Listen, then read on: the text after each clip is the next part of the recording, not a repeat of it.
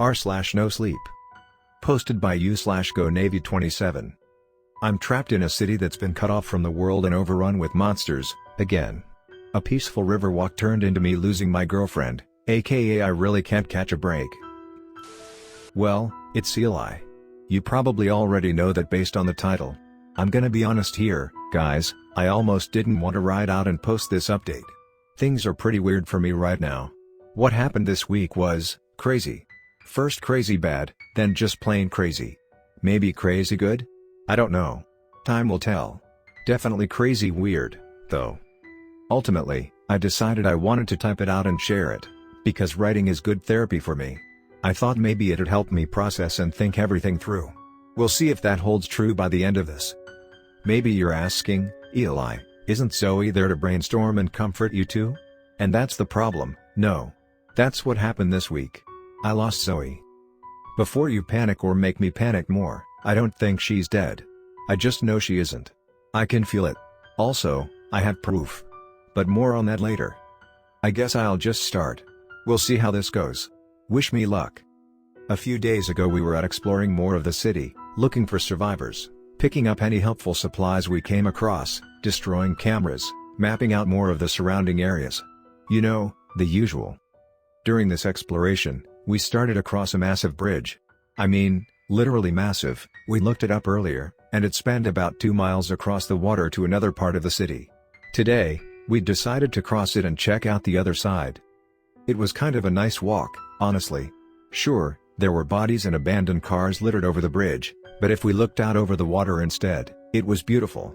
The sun sparkled off the surface of the waves, and the city buildings looked almost normal from this far away. It was even hard to see the dome without squinting, which was a nice change. Holding Zoe's hand and walking over the water was peaceful.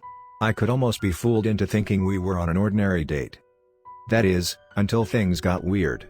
Like, even weirder than usual, and that's really saying something. Suddenly, Zoe nudged my shoulder and pointed to the water almost directly below us. I looked down too, and immediately the magic was broken. Because the water had begun to swirl in a vicious whirlpool. You know The Road to El Dorado? Great movie. Yeah, it looked like the hungry, terrifying whirlpool leading to the spirit world. And it had just appeared for no reason right below us, which didn't seem like a great sign. I gripped Zoe's hand tighter and sped up my strides, pulling her along with me. Come on, I said. I think we need to get out of here. No argument from me, agreed Zoe, half walking, half skipping to keep up with my longer steps. Waffles picked up his pace behind us to match, Mr. Bailey riding along on his shoulder, staring intently at the whirlpool. He'd wanted to give me and Zoe some privacy, but looking at his stiff posture and angled ears now, I could tell he was uneasy. And he was right to be. We'd only made it probably another 20 feet before the situation escalated rapidly. By that I mean there was a loud roaring of noise, not unlike the crashing of a waterfall, and suddenly the whirlpool blossomed up, rising all the way up the bridge and even above it in a massive column. As we watched, the column bent over in an upside-down U-shape, descending down towards us. Fuck! I shouted, wrapping my arms around Zoe and pulling her with me as I backed up as quickly as possible without falling over. I had no idea what was happening, but we'd never seen anything like this before, ever, and with the way things have been going, I wasn't confident in this turning out well. The water arch continued its path until it met the pavement on the bridge. As soon as it did, it retracted just the way it had come, arcing upwards, then slowly collapsing vertically until the column of water had dissolved back into the waves below, leaving the surface shimmering and calm, like it had never existed. Except for the thing now standing in front of us. I'd been so focused on watching the strange plume of water retrace its path that it took a few seconds for my gaze to return to the bridge and see the creature. I won't lie, it surprised me enough that I let out another fuck. And tried to step backwards again. Only this time my heel hit a chunk of rubble, and I lost my balance. I let go of Zoe, my arms windmilling in an attempt to save myself from the fall. But it was a pitiful attempt. I fell backwards, my ass and back hitting the concrete hard. I'd have bruises for sure. Zoe stumbled too, but I'd let go of her quickly enough that she stayed on her feet. And with her standing there and me on my back on the ground, propped up on my elbows, we both looked at the being the water column had left behind. It wasn't so much that there was a lot to look at, there really weren't many features, all things considered. But we'd simply never seen anything like it. Whatever it was humanoid-shaped, and about the size of a human too. The key difference, it was made entirely of water. It was like someone had taken a pool or a lake and cut out a three-dimensional human-shaped piece. The water was constantly moving, too, little currents and eddies appeared across its body. But it didn't have a face, at least not an easily discernible one. I couldn't make out eyes or a mouth or anything of the sort, just the constantly moving water. Yet I could tell it was looking at me. I could somehow feel its gaze as its head faced me, and I knew it could see. I watched as its head turned towards Zoe, and I was sure she felt it too. She found the courage to speak to it first, obviously. "Who are you?" she called out to it. I admired her use of who versus what, because at this point we didn't know sentient or intelligent it was, and trying not to offend it was probably a good idea. "Can we help you?" The water creature looked right at her and tilted its head to the side. After a long moment, it spoke, and its voice sounded like a brook bubbling over rocks. "No, you can't." Zoe glanced back at me, her eyes wide. I don't think she'd expected a response. To be fair, neither had I. It was almost a welcome surprise that this creature was intelligent and could speak. I mean, even if it was as much of an asshole as MJ's, maybe we could learn something. It had already answered a direct question, which was more than I could say of most MJ's. "Why can't we help?" Zoe pressed. "What do you want?" It continued to stare at her. At least 30 seconds passed before it said anything else. My elbows were starting to hurt. I really wanted to get up, but I didn't want to scare it off or distract it by moving. "What I want is none of your concern. And you can't change anything." "Maybe we could." I insisted from the ground. It felt like we were getting somewhere, like maybe this creature wasn't evil and could be convinced to be on our side. "Try us." Its head whipped in my direction so fast that water droplets sprayed across the pavement. I could have sworn it was glaring at me. "I wasn't talking to you," it said. "Mind your turn." "Okay, manners be damned." I pushed myself up and got to my feet. I don't know what it is with everyone and everything liking Zoe better than me. I mean, granted, she's awesome, but come on, I'm not that bad, and this new water creature hadn't even gotten a chance to know me yet. But I wasn't going to stand for it. "Look, I don't know what your problem is, but I was just trying to help too." "We're both trying to help," I said, biting back the asshole I wanted to add on the end. It looked at me, and I'm pretty sure it would have rolled its eyes if it had them. "Well, you can't," it said, its babbling brook voice managing to sound both exasperated and sad. "And it doesn't matter anyway." It took a step forward, I instinctively took a step back. "I'm here for a reason." "What's the reason?" asked Zoe, who still hadn't moved. The creature continued to walk forward, closing the distance between it and her. "Zoe," I hissed. "You can befriend it from back here. Get back." She never looked away from the creature, but she seemed to listen. When it was only a few feet away, she took a slow, cautious step back towards me, then another. After that it all happened so fast. I don't think the water creature liked her backing away, because suddenly it had moved almost instantaneously and was standing right in front of her, their heads only inches apart. For the first time, there was a flash of fear across Zoe's face. She stopped moving. They were both several feet away from me, to my right. She'd hidden the fear as quickly as it had appeared, but I could still see it lingering in her eyes. I wanted to hold her close and whisper that she'd be all right. But I stood frozen, one hand slowly reaching for my pistol, worried that moving closer would make it worse. Everything was deathly silent for a long moment, except for the soft sounds of the moving water within the creature's body.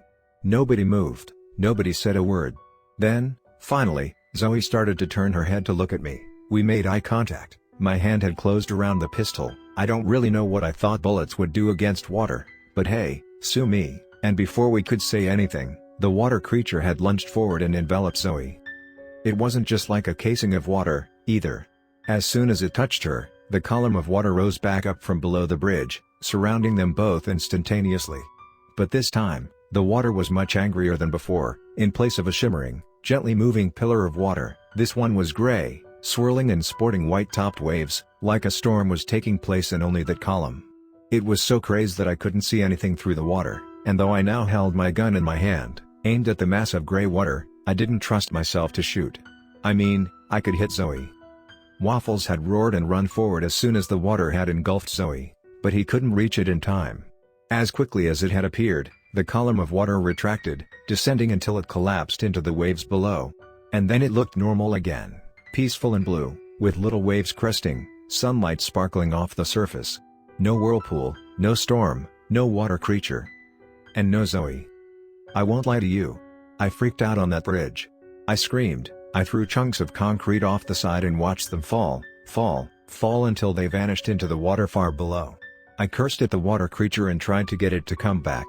I offered to make deals with it. I considered jumping off the bridge, wondering if the creature would catch me. I stayed for hours, until the sun started to set. But nothing happened. The water stayed ordinary water, as if it hadn't just ripped the love of my life away from me. I almost stayed past dark. I would have, I think, if Waffles and Mr. Bailey hadn't forced me to go home with them. Waffles had to carry me at first, because I refused to leave. That was pretty humiliating after a half-mile or so, and by then I'd realized he was right, so I walked on my own, trudging slowly with Mr. Bailey's tail laid comfortingly across my neck. Waffles was feeling it too. I heard him whimpering once he thought he was alone in the backyard. But I knew she wasn't dead. I could just tell. I was still devastated, obviously, because I had no idea how I'd get her back, but I could feel that she was still alive. Which meant that my best bet was appealing to the mysterious water creature. I went back the next day, and the day after that. I'll admit, I let my other duties slide a bit. Not totally, I still checked on everyone daily, and comforted Oliver, and all that, because Zoe would want me to, and also because I'm not that selfish, but I spent a lot of each day on that bridge, trying desperately to get that water creature to come back. Finally, yesterday, it paid off. Maybe that's why I found it easier to write today.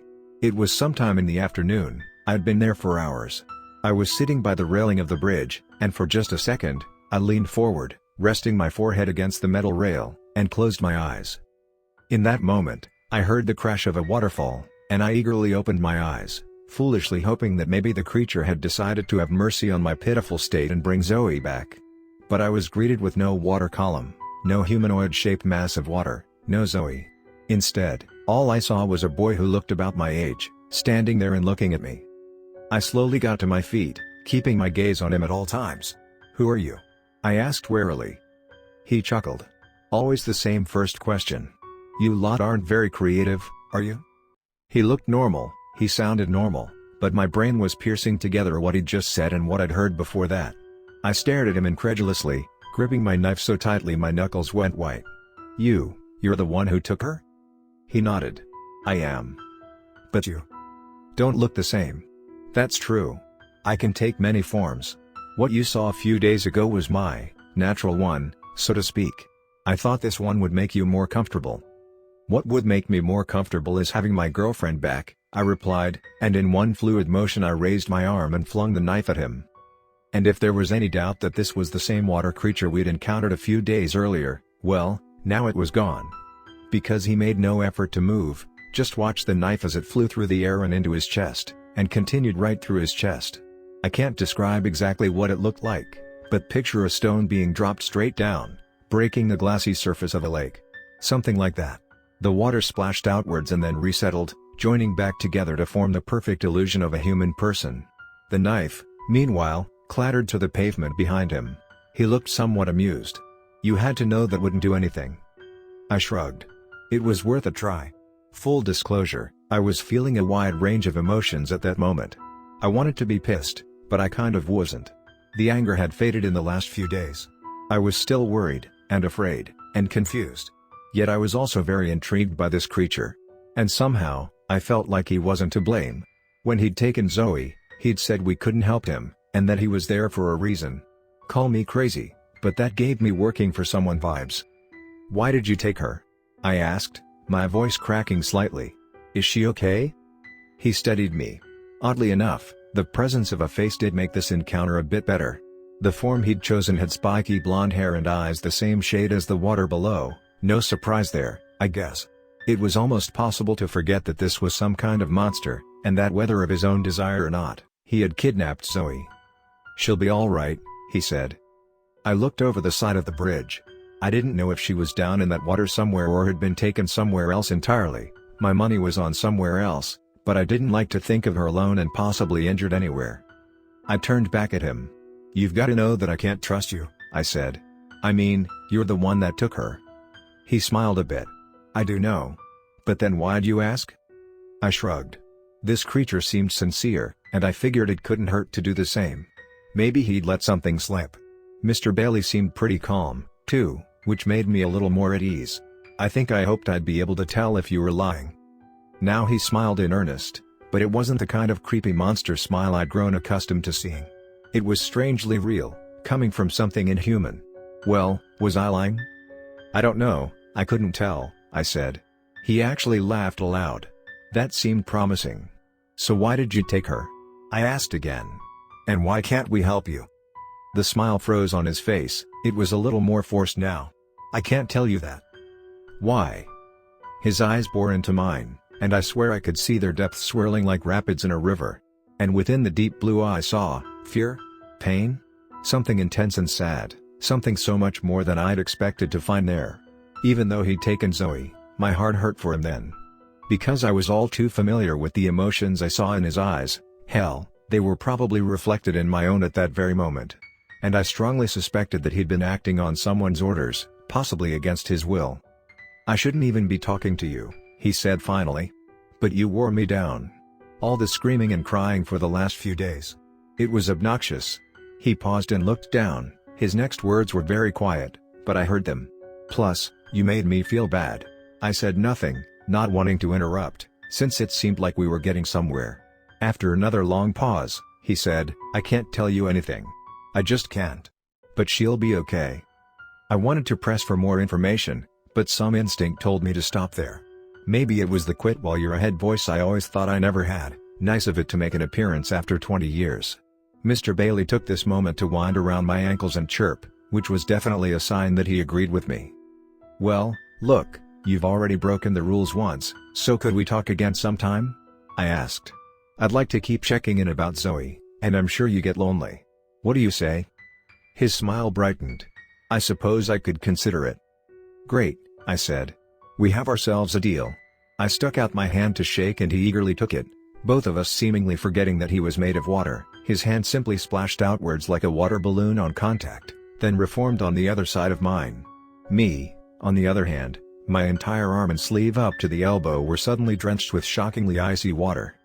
I gasped with surprise. Fuck, man, I didn't realize you were so cold. I exclaimed, watching drops of water fall from my sleeve. Mr. Bailey hissed and leapt backwards as a few dripped onto his head. The water creature looked sheepish. Sorry, he said. A thought struck me. What's your name? I asked. Do you have one? He shook his head. They never gave me one. Interesting. That sentence seemed to prove that he was being manipulated by someone else. 2 guesses as to who. Evil scientists, anyone? I could dwell on that later, though. I'll think of something for you, I said. You may not have heard, but I'm pretty damn good at naming things. Especially beings like you. He grinned at me like a little kid on Christmas and leaned in, as if we were sharing a secret. I'll keep an eye on your girlfriend, he whispered. Then he stepped back and walked towards the railing, his movements fluid and smooth like water. At the rail, he turned and looked back at me and said, I wasn't sure I liked you when we met before. You're growing on me. I almost laughed at the sheer absurdity of it, but I was oddly kind of flattered too. Thanks, I said. I could say the same to you. He chuckled, and before I could say anything else, he jumped off the bridge. Now, look, I realized this was literally a creature made of water who came from the mass of water under the bridge, but seeing a person jump off a bridge will still make your heart seize up and your breath catch, just by instinct. It feels wrong to witness. I immediately rushed over and watched as he fell. Somewhere in the middle of the descent, his body simply melted away, and by the time he hit the water, there was only a quiet splash as he rejoined the waves. Then everything was quiet. Except a tiny piece of paper sticking out of my damn sleeve, its edge fluttering in the wind. Okay, now that definitely hadn't been there before. I'd know if I was storing paper up my damn sleeve. Cautiously, I pulled it out, and my heart skipped a beat when I recognized Zoe's handwriting. I don't know where I am. I'm trapped, but I'm mostly okay for now. The water man that took me came back and handed me paper. He said you've been driving him crazy on the bridge and he'd let me write to you to get you to stop. So proud to have a boyfriend whose hidden talent is whining. But seriously, I'm alright. The waterman seems decent. If you're reading this, he must have given you my note, so he can't be all bad. Maybe he's a good monster, like Waffles? Let Waffles know I'm alive, by the way.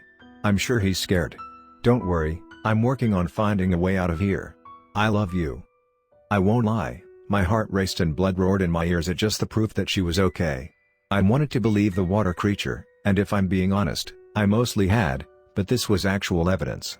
I read and reread the note, imagining her standing in front of me and saying the words. It gave me hope, both about reuniting with Zoe and about the water creature being potentially an ally. He seemed like I could win him over, and he'd facilitated a message from Zoe to me of his own accord. It was certainly the most promising interaction I'd had with a monster in a long time.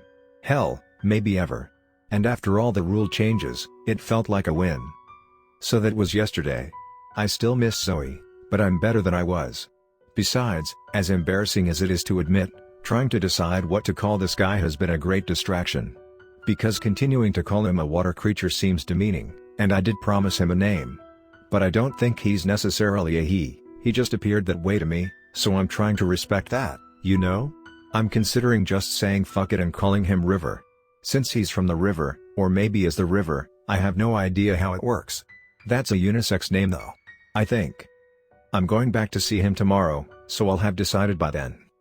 Huh. I actually do feel better after writing this. Who would have thought? I've still got to figure out how to get Zoe back, though. Even if she's okay for now, I can't imagine there's any good reason why she'd be taken. Maybe it won't be as hard if I can get another monster on my side. Especially the one that took her. I mean, jackpot. And he's definitely better than a Caleb, at least. Man, fuck Caleb.